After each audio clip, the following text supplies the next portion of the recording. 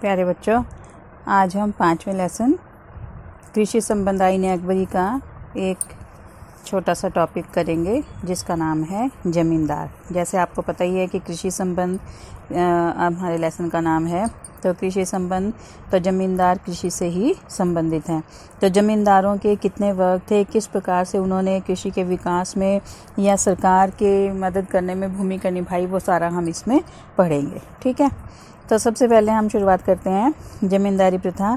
मुगलकालीन गाँव में ज़मींदारों ने महत्वपूर्ण भूमिका निभाई। ज़मींदार एक ऐसा वर्ग था जिसके पास अपनी बहुत बड़ी विशाल ज़मीनें होती थी। वे खेती से आमदनी तो प्राप्त करते थे, लेकिन कृषि उत्पादन में सीधे सीधे योगदान नहीं देते थे। इससे क्या अभिप्राय है कि उनकी विशाल ज़मीनें जो होती थी उसमें वो खुद कार्य नहीं करते थे, बल्कि किसानों से कार्य करवाते थे और उससे जो लाभ होता था वो उनकी आमदनी होती थी। तो इसका मतलब क्या है कि वो खेती से आमदनी तो प्राप्त करते थे, लेकिन उत्पादन में सीधे हिस्सेदारी नहीं देते थे, मतलब कि उत्पादन का काम किसान करते थे। मुगल काल में उस समय ज़मींदारों की प्रमुख श्रेणियाँ 3 थी: प्राथमिक ज़मींदार, मध्यस्थ ज़मींदार और ज़मींदाराने उम्दा। ठीक है, और ये ज़मींदारी प्रथा उस समय अपने प्रगति के शिखर पर थी। मुग़ल बादशाहों ने इनको बहुत से अधिकार दे रखे थे, जैसे गांव में शांति व्यवस्था बनाए रखना, स्थिरता बनाए रखना, सुरक्षा स्थापित करना। तो ये सब काम ज़मींदारों को सौंपे गए थे और इस कार्य में ज़मींदारों ने अपनी प्रमुख भूमिका निभाई। और जो मुग़ल बादशाह थे उन्होंने भी इस कार्य में काफ़ी सफलता प्राप्त की, ज़मींदारों से ये काम करवा के अपने पूरे साम्राज्य में वो अच्छे ढंग से नियंत्रण रख सके ज़मींदारी प्रथा के द्वारा। ठीक है, अब जो ये अलग अलग ज़मींदारों की श्रेणियाँ थी उनके बारे में हम पढ़ते हैं। सबसे पहली जो श्रेणी थी उसका नाम है प्राथमिक ज़मींदार। ठीक है, प्राथमिक ज़मींदार, इनके पास बहुत बड़ी व्यक्तिगत ज़मीनें होती थी। व्यक्तिगत मतलब उनकी अपनी होती थी ज़मीनें, उनके वो स्वयं मालिक होते थे। और जो ये ज़मीनें होती थी उनको उनकी मिल्कियत कहा जाता था, मतलब कि वो उसके मालिक हैं, उसके ऊपर किसी और का अधिकार नहीं है। ठीक है, तो प्राथमिक ज़मींदार वो होते थे जिनके पास विशाल ज़मीनें होती थी, व्यक्तिगत होती थी और जो उनकी मिल्कियत कहलाती थी। इस ज़मीन पर वो खुद काश्तकारों के द्वारा कृषि का कार्य करवाते थे। खुद काश्तकार, आपको बताया था, वो किसान जो अपने परिवार की सहायता से कृषि करते थे। तो खुद काश्तकार यहाँ पर अपने परिवार के सदस्यों के साथ या किराए के मजदूर लेकर कृषि का कार्य करते थे। ठीक है, भूमि किसकी होती थी? ज़मींदारों की। और इसके ऊपर कृषि का कार्य कौन करते थे? खुद काश्तकार, उनके परिवार, या वो अपने साथ किराए के मजदूर लेकर कृषि का कार्य करवाते थे। प्राथमिक ज़मींदारों के पास कृषि योग्य भूमि बहुत होती थी और ये भूमि उनकी पैतृक होती थी, वंशानुगत होती थी। पैतृक या वंशानुगत से क्या अभिप्राय है कि उनकी, जैसे बताया था कि मिल्कियत है उनके दादा से उनके पिता को, फिर उनके पुत्र को, फिर पौत्र को, फिर प्रपौत्र को, ऐसे उनकी अपनी होती थी। वो उनके ऊपर किसी और का अधिकार नहीं होता था।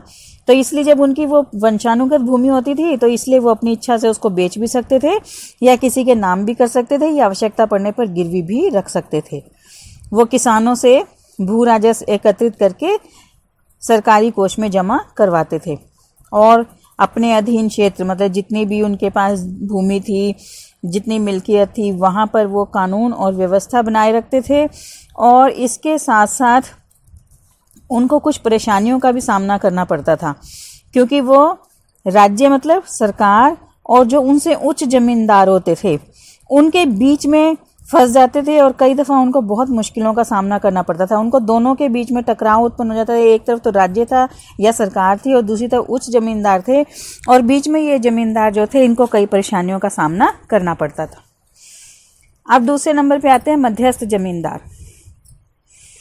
मध्यस्थ ज़मींदार मुग़ल प्रशासन की रीढ़ की हड्डी थे। रीढ़ की हड्डी मतलब क्या कि एक मजबूत अंग था, क्योंकि वो कानून और व्यवस्था बनाने में सरकार की मदद करते थे। ठीक है, कौन? मध्यस्थ ज़मींदार कानून और व्यवस्था बनाने में सरकार की मदद करते थे। अब इसमें कौन सम्मिलित थे? मध्यस्थ ज़मींदारों में कौन कौन से वर्ग सम्मिलित थे? जो प्रमुख हैं चौधरी, देशमुख, देसाई, देश पांडे, मुकद्दम, कानून गो और इजारादार। ठीक है, अब इनका काम क्या था कि ये भू राजस्व एकत्रित करने में राज्य के द्वारा नियुक्त किए अधिकारियों की मदद करते थे। ठीक है, समझ आ गया?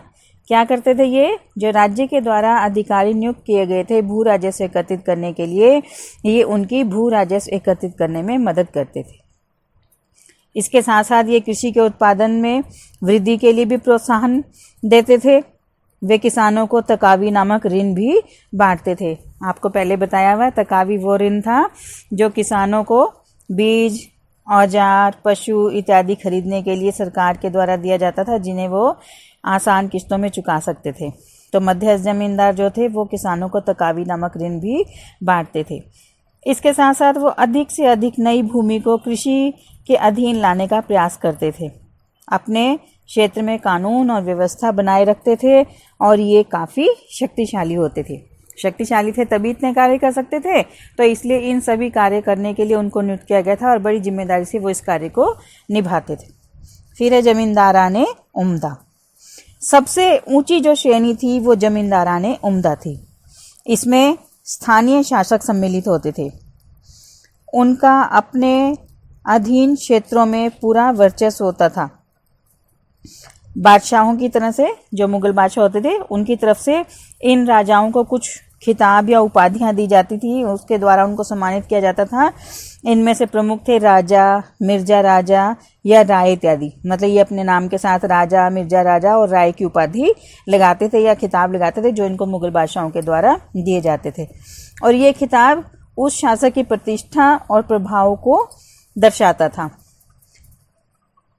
जो ये जमींदार थे, इनको बादशाह मनसबदार के उच्च पदों पर भी नियुक्त करते थे। ये जमींदार बहुत ज़्यादा शक्तिशाली होते थे। इनके पास अपने किले भी होते थे और बड़ी बड़ी सैनिक टुकड़ियां भी होती थी। इनके पास घुड़सवार, तोपखाना और पैदल सैनिक भी होते थे। आईने अकबरी, जो हम जिसके हिसाब पे, जिसके आधार पर इस चैप्टर को पढ़ रहे हैं, उसमें बताया गया है कि मुगल शासनकाल में जमींदारों के पास कुल सैनिक कितने होते थे। जो उसमें बताया गया उसके हिसाब से मैं आपको बताती हूँ कि कितने थे। इन जमींदारों के पास 3,84,558 घुड़सवार थे, 4,277,057 पैदल सैनिक थे, 1,863 हाथी थे, 4,260 तोपें और 4,500 नाव थी। और जमींदाराने उम्दा बेशक से सरकार की बहुत ज़्यादा मदद करते थे, बहुत ऊंची इनकी प्रतिष्ठा थी, लेकिन कई बार ये सरकार के खिलाफ भी कार्य करते थे। क्या करते थे कि समय पे भू राजस्व जमा नहीं करवाते थे।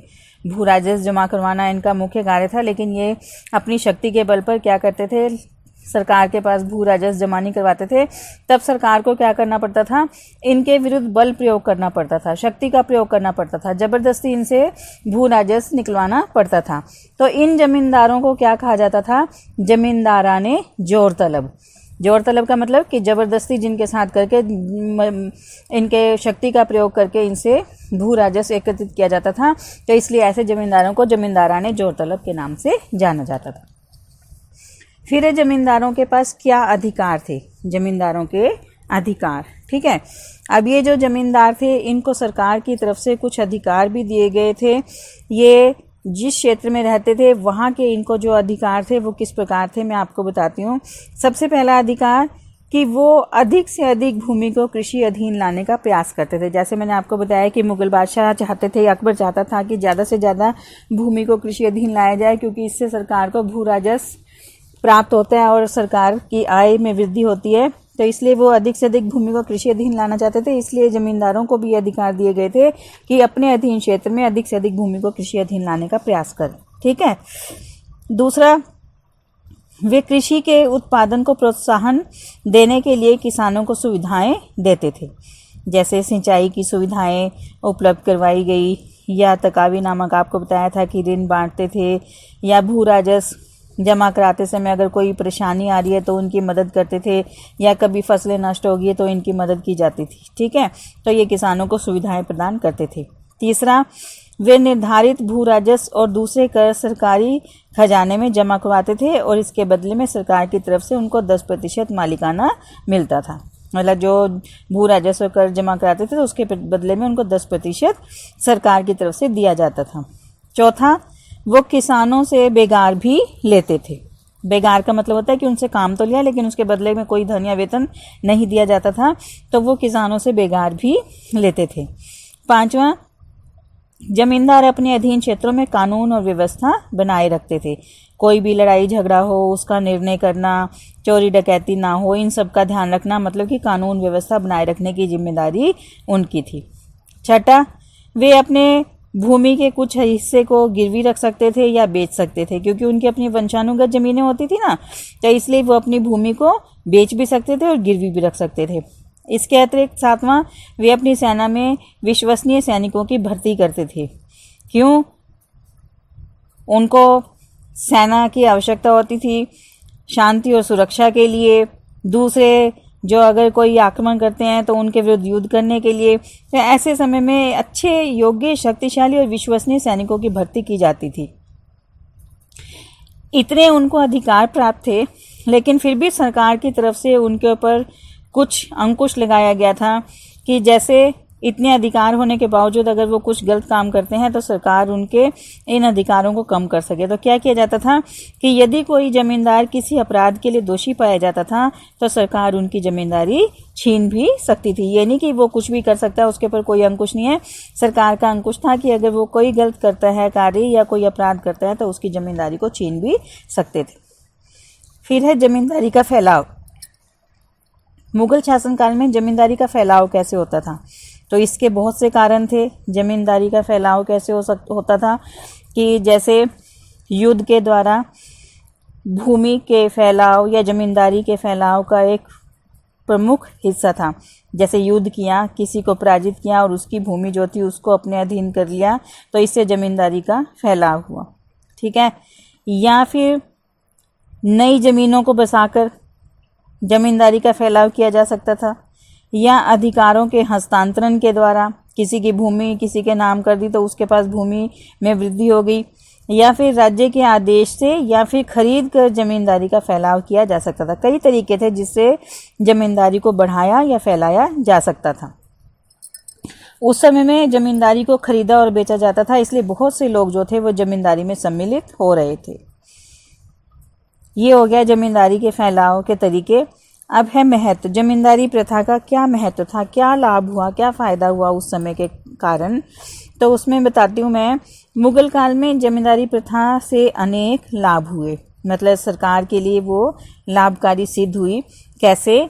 सबसे पहला तो यह है कि इस प्रथा के कारण कृषि को प्रोत्साहन मिला। ये तो आपको पता ही है कि जमींदार कृषि के फैलाव के लिए बहुत ज़्यादा मेहनत करते थे, बहुत ज़्यादा मदद करते थे, योगदान देते थे। तो उनके इस कार्य से कृषि को बहुत ज़्यादा प्रोत्साहन मिला और नए नए क्षेत्रों को कृषि के अधीन लाया गया। दूसरा था, जमींदारों ने अपने अधीन क्षेत्रों में कानून व्यवस्था को लागू किया। तो जमींदारी से लाभ क्या हुआ कि उनके क्षेत्रों में ना लड़ाई झगड़ा नहीं होता था, कोई चोरी डकैती नहीं होती थी। तो अगर कुछ भी होता था तो उसका निर्णय जमींदारों द्वारा दिया जाता था। तो इसलिए उन्होंने अपने क्षेत्रों में कानून व्यवस्था को लागू किया। तो इससे क्या हुआ, मुगल साम्राज्य को क्या लाभ हुआ कि जो दूर दूर के क्षेत्र थे वहाँ की जिम्मेदारियों से सरकार बच गई और मुगल साम्राज्य सुदृढ़ हुआ।